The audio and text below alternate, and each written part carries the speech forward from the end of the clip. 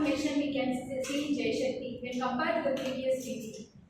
When I saw in the previous meeting, their voice used to be very low. But today's speech, I can see a great transformation in their voice and in energy.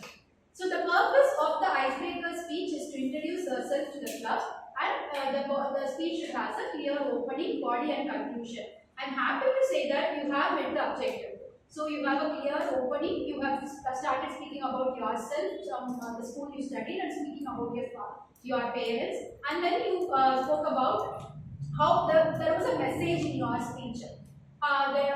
There was a step by step, how even when you fall down, with a strong support, we return very stronger. That was a strong message. So your speech has a clear opening, body and conclusion, and we get to know about yourself.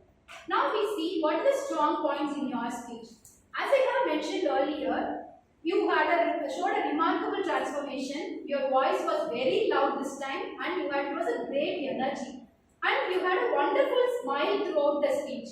It shows that you are comfortable in this stage. You are not nervous, very comfortable. So you enjoyed your icebreaker speech. That was a very strong point I can see in your speech. And kudos to all the efforts you have put in for preparing the speech.